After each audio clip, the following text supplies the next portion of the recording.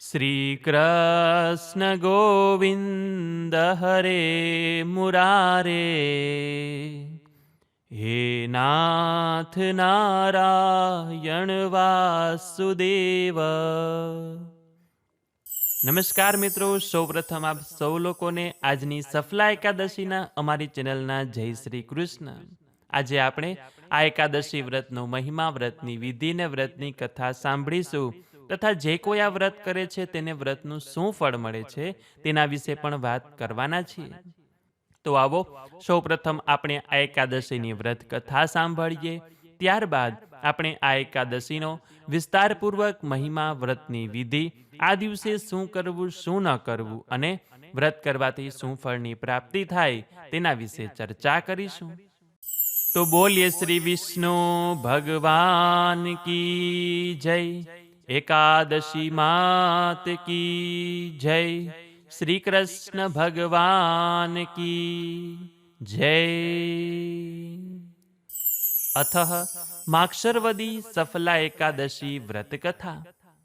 યુધિષ્ઠિરે પૂછ્યું કે પ્રભુ, હે સ્વામિન, હે જનાર્દન, માક્ષરવદી એકાદશીનું શું નામ છે, તેનો કેવો પ્રકાર છે, તેમાં કયા દેવનું પૂજન થાય તે મને વિસ્તારથી કહો. શ્રી કૃષ્ણે કહ્યું કે યુધિષ્ઠિર, હું જેવો એકાદશીના વ્રતથી પ્રસન્ન થાઉં છું તેવો ઘણી દક્ષિણાવાળા યજ્ઞોથી પણ પ્રસન્ન થતો નથી. હે રાજન, માર્ગશીર્ષના કૃષ્ણ પક્ષની જે એકાદશી છે તેની કથા કહું છું તે એકાગ્ર ચિત્તથી સાંભળો. લોકોના હિત માટે માર્ગશીર્ષ વદી એકાદશી અને તેના પ્રકાર કહું છું. આ એકાદશી સફલા તરીકે ઓળખાય છે અને તેના અધિષ્ઠાતા દેવ નારાયણ છે. માટે વિધિથી તેની પૂજા કરવી. જેમ સર્પોમાં શેષનાગ, પક્ષીઓમાં ગરુડ, યજ્ઞોમાં અશ્વમેઘ, નદીઓમાં ગંગા, દેવોમાં વિષ્ણુ અને મનુષ્યોમાં બ્રાહ્મણ ઉત્તમ છે, તેમજ સઘળા વ્રતોમાં એકાદશી વ્રત ઉત્તમ છે કે જે મને અત્યંત પ્રિય છે. હવે સફલા એકાદશીનો પૂજા પ્રકાર કહું છું તે સાંભળો. નાળિયેર, બીજોરા, લીંબુ, દાડમ, સોપારી, લવિંગ, જે સમયે જે તે દેશના ફળ વડે ધૂપ દીપ વડે નારાયણનું પૂજા કરવી અને સફલા એકાદશીના દિવસે દીપદાન કરવું, રાત્રિએ જાગરણ કરવું કે જેથી 5000 વર્ષની તપશ્ચર્યાનું ફળ મળે છે. હે યુધિષ્ઠિર, હવે સફલા એકાદશીના મહાત્મ્યની કથા કહું છું તે ધ્યાનથી સાંભળો. ચંપાવતી નામે એક નગરી હતી. તેમાં મહિષ્મત નામે રાજા રાજ્ય કરતા હતા. તેને 4 પુત્રો હતા. તેમનો મોટો પુત્ર મહાપાપી હતો. જુગટું ખેલવામાં તથા વૈશ્યામાં આસક્ત હતો. તે પિતાના ધનનો નાશ કરવા માંડ્યો. તેનું નામ લુંપક હતું. આવા દુરાચારી પુત્રને રાજાએ રાજ્યમાંથી કાઢી મૂક્યો અને પછી તે લુંપક વિચાર કરવા લાગ્યો કે પિતા તથા સગા સંબંધીઓએ મારો તિરસ્કાર કર્યો છે તો મારે હવે શું કરવું. તેનો તેને દુષ્ટ વિચાર આવ્યો. એટલે દિવસે વનમાં વસવું અને રાત્રે શહેરમાં આવી નુકસાન કરવું. આમ વિચારી લુંપક ઘોર વનમાં ગયો અને પછી રાત્રિએ આવી મનુષ્યોને જીવથી મારી ચોરી કરતો હતો. અને આમ પાપી લુંપકે સઘળું શહેર પાયમાલ કરી નાખ્યું. દિવસે વનમાં નિત્ય માંસ અને ફળ ખાઈ પોતાનો નિર્વાહ કરતો. અને આ દુષ્ટ લુંપક જે આશ્રમમાં રહેતો હતો તે નારાયણને પ્રિય હતો. ત્યાં એક ઘણા વર્ષો જૂનો પીપળો હતો કે જે વનમાં દેવની પેઠે પૂજાતો હતો. આમ લુંપકને પાપ કર્મ કરતા દિવસો નીકળી ગયા અને એમ કરતા માર્ગશીર્ષ માસની સફલા એકાદશીનો દિવસ આવ્યો. આગલી રાત્રિમાં ટાઢ ઘણી પડવાથી લુંપકને વસ્ત્ર વગર ઘણી પીડા થઈ. તેથી તે પીપળા તળે બેઠો પણ નિંદ્રા આવી નહીં અને આવી રીતે ટાઢમાં થરથરતા આખી રાત નીકળી ગઈ. આ દિવસ સફલા એકાદશીનો હતો.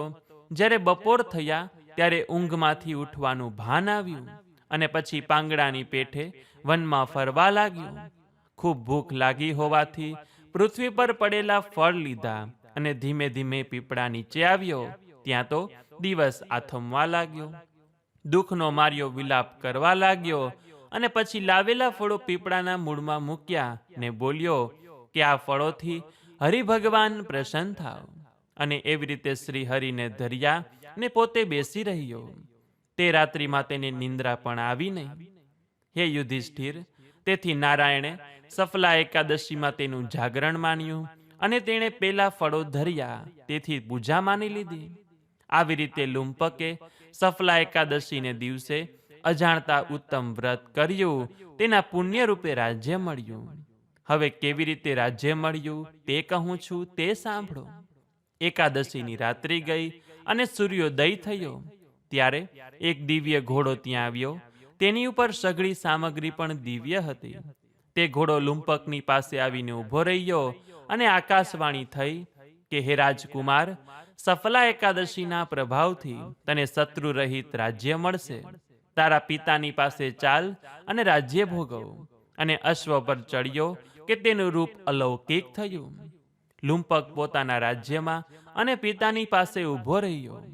પિતાએ તેને રાજ્ય આપ્યું અને ઘણા વર્ષો સુધી સુખ ભોગવ્યું. લુંપક નિરંતર એકાદશી વ્રત તથા વિષ્ણુ ભક્તિ કરવા લાગ્યો.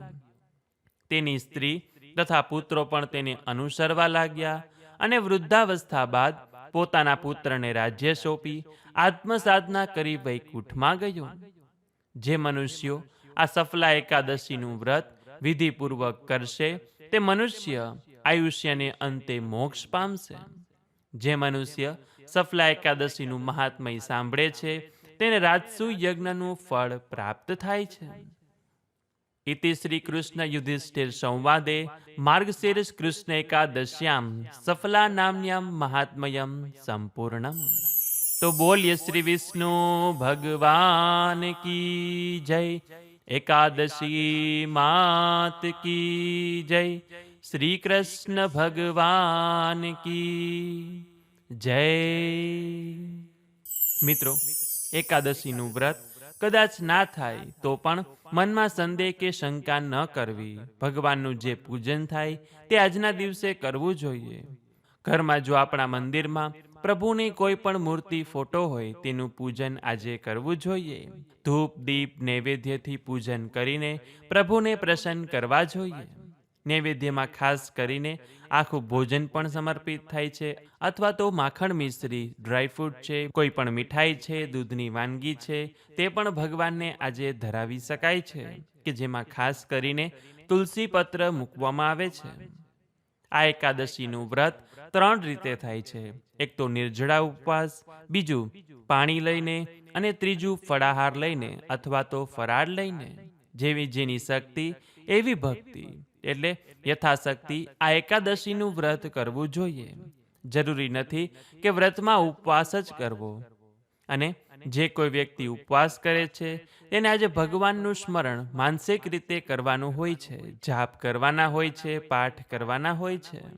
જેમ કે ગીતાજીના પાઠ છે, શ્રીમદ ભાગવતની કથા છે, તે જો આજના દિવસે સાંભળવામાં આવે છે તો મન સ્વસ્થ રહે છે. કોઈની આજે નિંદા કુથલી કરવી નહીં, તથા આજે ભોજનમાં તામસિક ભોજન પણ લેવું નહીં, એટલે કે લસણ ડુંગળીનું સેવન કરવું નહીં. અને ખાસ કરીને એકાદશી પર રાંધેલો ભાત પણ ખાવામાં આવતો નથી. જો આપણે વ્રત ઉપવાસ ન કરી શકીએ તો કાંઈ વાંધો નહીં. પ્રભુનું ભજન મનમાં કરી લેવું જોઈએ, અથવા તો પ્રભુ પાસે બેસીને તેમનું નામ સ્મરણ કરી લેવું જોઈએ.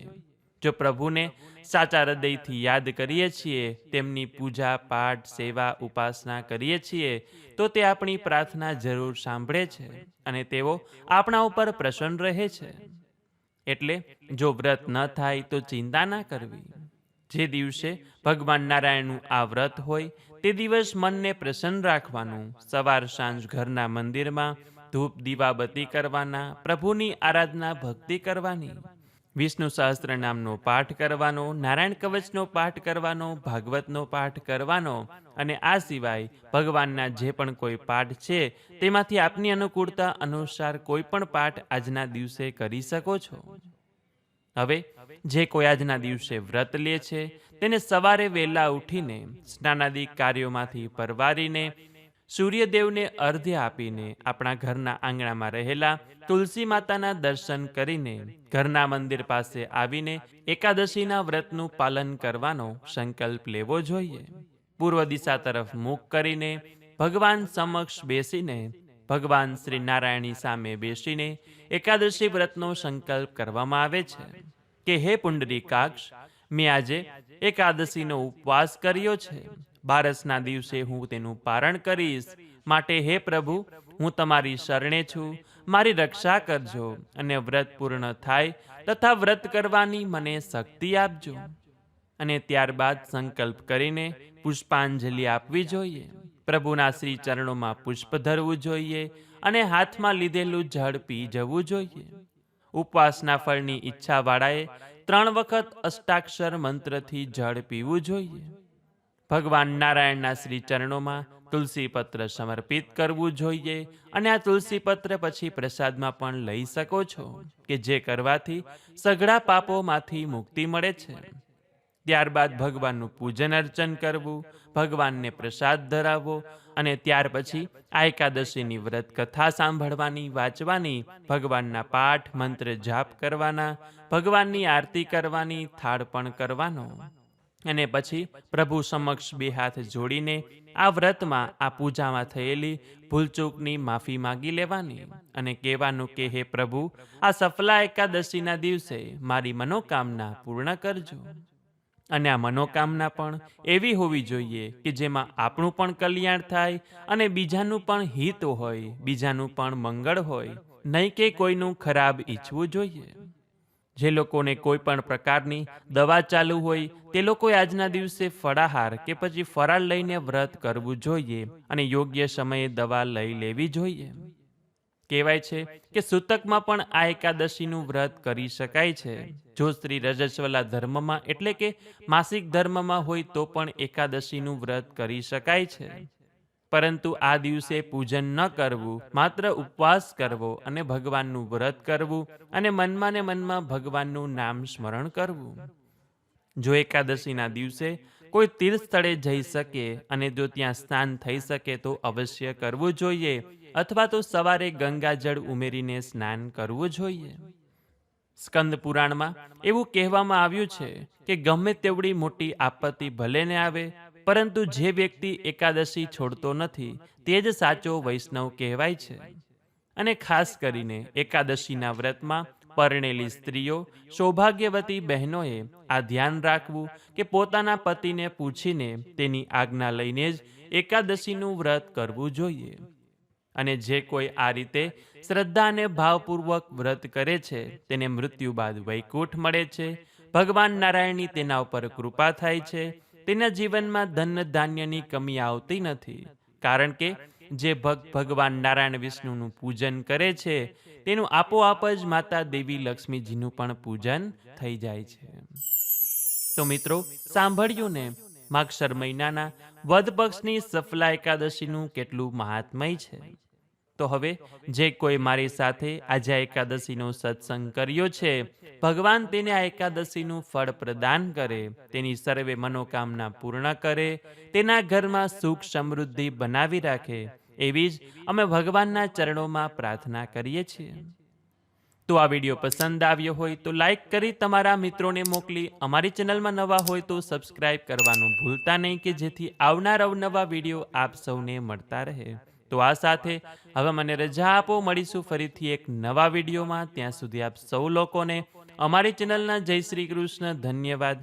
મારી સાથે જોડાઈ રહેવા બદલ, મારી સાથે એકાદશીનો સત્સંગ કરવા બદલ આપ સૌ લોકોનો ખૂબ ખૂબ આભાર.